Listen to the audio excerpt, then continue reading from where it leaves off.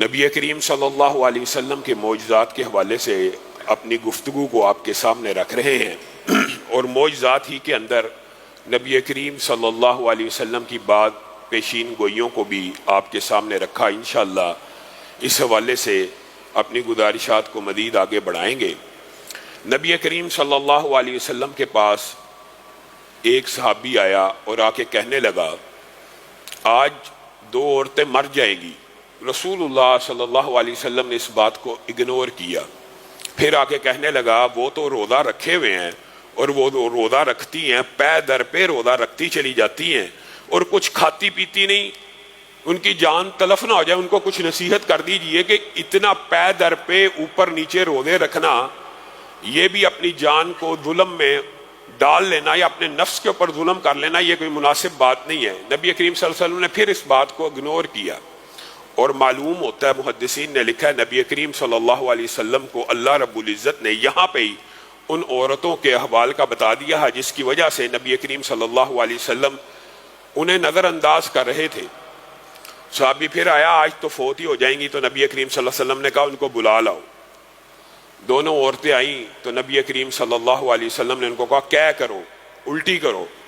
تو ان دونوں عورتوں نے الٹی کی تو ان کے جسم میں سے خون اور گوشت کے لوتھڑے نکلے۔ رسول اللہ صلی اللہ علیہ وسلم نے صحابہ کو مخاطب ہو کے کہا حلال چیزوں سے تو روزہ رکھتی تھی، اللہ کی حلال کردہ اشیاء کو تو تقوی اور خوف خدا کی وجہ سے چھوڑ دیتی تھی، لیکن مسلمان بھائیوں کے گوشت کو کھانے سے باز نہیں تھی آتی، روزہ رکھ کے بھی غیبت کیا کرتی تھی۔ اس کے اثرات ان کے جسم کے اوپر دیکھ لو کہ اب الٹی آئی ہے تو اس کے اندر خون بھی شامل ہے اور گوشت کے لوتھڑے بھی شامل ہیں۔ میرے بھائیوں، ہم لوگوں نے، اور یہ بالعموم جو عام فہم بات ہے، یہ بات درست ہے، ہم نے یہ سمجھا کہ گناہوں کے اثرات صرف روح پہ ہوتے ہیں اور بدن پہ نہیں ہوتے۔ اول گناہ کے اثرات روح ہی پہ ہوتے ہیں، اور روح غلیظ ہو جاتی ہے اور روح بد فطرت ہو جاتی ہے، پھر وہ جسم کو غلط کاموں پہ ابھارتی ہے اور جسم کو غلط سائیڈ پہ لے کے چلتی ہے۔ لیکن یہ کہہ دینا کہ گناہ کا اثر صرف روح پہ ہوتا ہے، یہ بھی کوئی درست بات نہیں ہے۔ آپ ایک عام مشاہدے کے طور کے اوپر کسی کو طعن و تشنیع کرنا مقصود نہیں، آپ کسی صحابی کو برا بلا کہنے والے کا چہرہ دیکھ لیں، کیا اس کے چہرے کے اوپر اثرات ہوتے ہیں کہ نہیں؟ عادی جھوٹ بولنے والے کا چہرہ دیکھ لے، عادی گالی نکالنے والے کا چہرہ دیکھ لے، عادی شراب نوش کا چہرہ دیکھ لے۔ ہاں کچھ لوگوں کے ہو سکتا ہے اثرات ظاہر نہ ہو، لیکن گناہوں کے اثرات بدن پہ بھی ظاہر ہوتے ہیں۔ یہ کہنا کہ بدن پہ گناہ کا کوئی اثر واقعہ نہیں ہوتا، تو حقیقت بات تو یہ ہے آج جتنے امراض آپ معاشرے میں دیکھ رہے ہیں، میں ایمانداری سے لوگ آتے ہیں، اگرچہ میں رقیہ شریعہ کا باقاعدہ باضابطہ طور پہ کام نہیں کرتا، لیکن اس علم کو حاصل کیا، پڑھا ہے، اپنے دوست احباب کی طرف ریفر کر دیتے ہیں، لیکن ان میں سے 90% جو مریض ہیں ان کی 2 وجوہات ہوتی ہیں، اور پہلی جو سب سے اہم وجہ یہ ہوتی ہے ان کے گناہ ہوتے ہیں، جس کی وجہ سے وہ ایسے موذی امراض کا شکار ہو چکے ہوتے ہیں کہ پھر نہ میڈیکل رپورٹس بھی آتے ہیں، نہ ان کو کسی قسم کی دوائی اثر کرتی ہے۔ اور کئی مرتبہ جو رقیہ شریعہ کرنے والے ہوتے ہیں یا عالم ہوتے ہیں، وہ ایگزیکٹ وہ گناہ بھی بھانپ لیتے ہیں کہ اس جسم کے اوپر فلاں گناہ کا اثر ہے جس کا نتیجہ یہ ہے۔ ان میں سے میرے بھائیوں ایک گناہ یہ غیبت بھی ہے، جس کو ہم نے بڑا معمولی سمجھ لیا ہے۔ یقین مانیے کئی مرتبہ ایسے مشاہدات اور واقعات نظروں سے گزرے ہیں کہ ایک بندہ عرصے سے گوشت نہیں کھا رہا، لیکن میڈیکل رپورٹ میں آ رہا ہے کہ وہ گوشت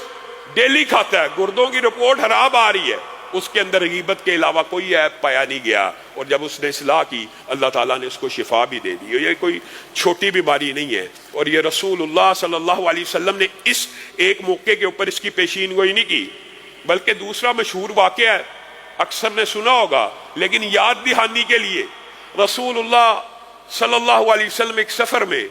ابو بکر و عمر کو بھی ساتھ لے کے چل پڑے، اور حضرت ابو بکر و عمر نے ایک ملازم کو اپنے ہمراہ لیا،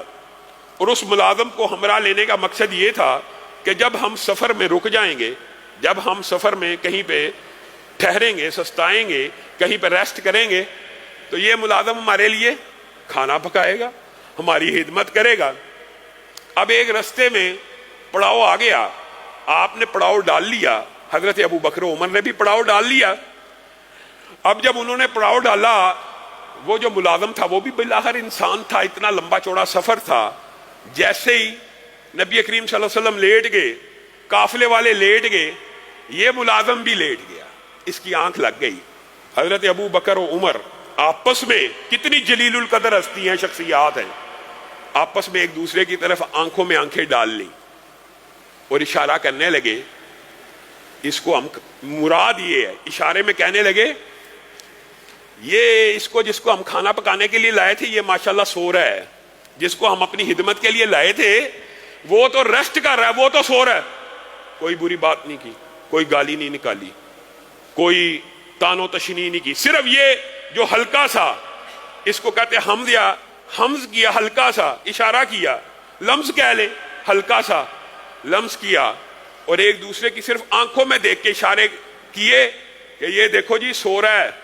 اس کو ہم خدمت کے لیے لائے تھے، اور بس اس بات کے اوپر ایک دوسرے کو دیکھ کے مسکرانا شروع ہو گئے، ہنسنا شروع ہو گئے۔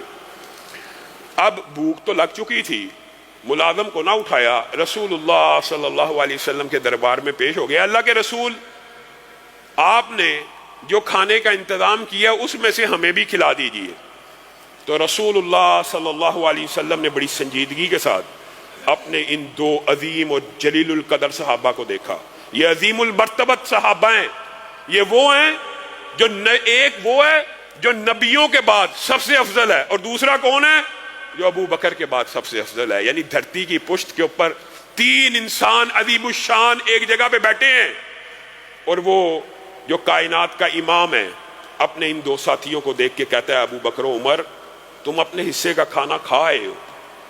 اے اللہ کے رسول آپ کہتے ہیں، آپ کی بات کو جھٹلایا تو نہیں جا سکتا، آپ نے کہہ دیا، لیکن واللہ ہم نے ابھی تک کچھ نہیں کھایا، تم اپنے حصے کا کھانا کھائے ہو، ہم نے ابھی تک کچھ نہیں کھایا۔ تم نے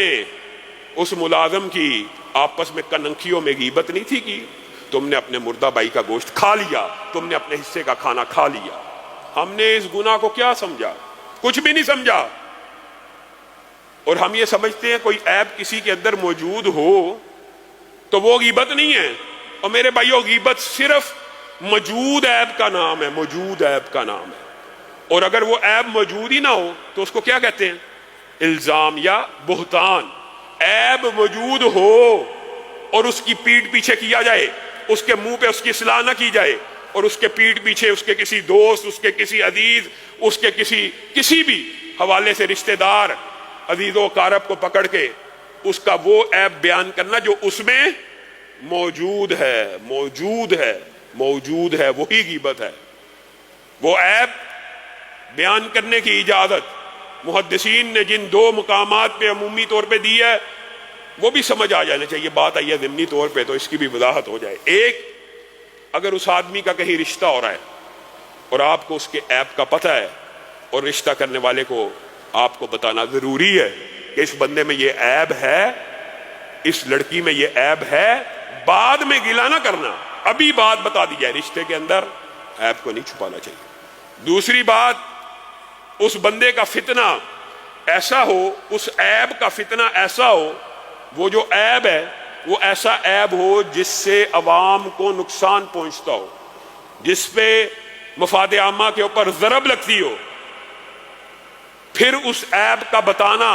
جس بندے کو نقصان پہنچنے کا اندیشہ ہے آپ کے اوپر واجب ہے۔ مثلا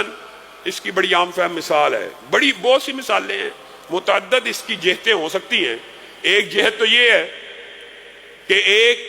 عالم دین بنا ہوا ہے اور لوگوں کو فتنے میں مبتلا کر رہا ہے، اس کا وہ عقیدہ، اس کا وہ عیب بیان کرنا اور لوگوں کو کہنا کہ یہ اس فکر میں گمراہ ہے، اس کی اس فکر کو قبول نہیں کرنا، یہ غیبت نہیں ہے، یہ آپ کے اوپر لازم اور واجب ہے۔ دوسرا ایک عام فہم مثال دے کے بات کو آگے بڑھائیں گے۔ ایک بندہ عادی مجرم ہے کہ وہ لوگوں کے پیسے کھاتا ہے، خیانت کرتا ہے، بے ایمان ہے، اور آپ دیکھ رہے ہیں اب یہ فلاں شخص سے بھی پیسے نکلوانے لگا ہے، تو آپ کے اوپر واجب ہے کہ آپ اس بندے کو جا کے کہیں اس کے اندر یہ عیب موجود ہے، یہ لوگوں کے پیسے کھا جاتا ہے، یہ حق تلفی کرتا ہے، اس کے ساتھ تجارت نہ کی جائے۔ غیبت کی جو جائز اقسام ہیں ان